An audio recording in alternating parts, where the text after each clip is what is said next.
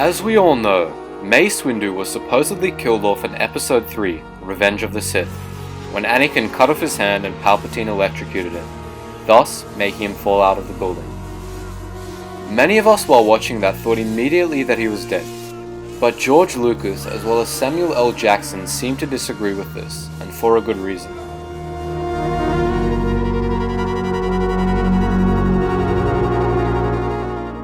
Let's answer the first question that we're all thinking. How did he even survive the initial fight and the initial fall? The first thought that popped into all of our heads was that he's dead, how could he survive such a fall? But as some of you know, Jedi are able to leap massive distances without a scratch. We saw Luke lose his hand and fall off a tower in Episode 5, and we also saw Darth Maul survive a fall, which was in fact a huge fall. How did they all do it? The Force. Another fact to take into account is that Coruscant is not a one-way fall. There are many different platforms he could have landed on. It is very unlikely he would have fell straight to the bottom levels of Coruscant. Another question you may be asking yourself is, what about the electricity used on Mace Windu? The electricity used on Mace Windu was not nearly enough to kill him. If you look at how much electricity Luke and even Emperor Palpatine himself survived, it should be a clear indication that Mace Windu would not have just died from the electricity. Another reason he would not have been outright killed is because of his importance throughout the Star Wars history. Mace Windu is only one of 2 Jedi to ever wield the purple lightsaber, in canon as well as the expanded universe. As many of you may know, the purple lightsaber represents a mixture of the light side as well as the dark side of the Force. This alludes to Mace Windu being more than your average Jedi, therefore it would be considered stupid just to outright kill such a unique character.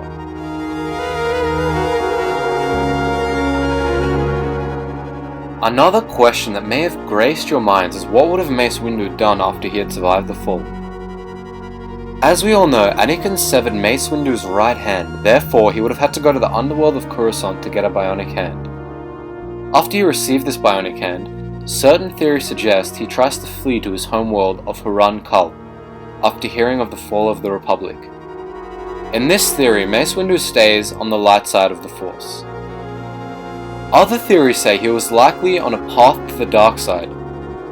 Assuming Windu landed on his feet, he may have realized he made a mistake of going against Palpatine, and also realized the true power of the dark side. This theory also suggests he may have gone into exile and meditated, much like Yoda did when he realized how powerful Palpatine was. During his meditation, he may have tapped into his darkest thoughts and realized who he was.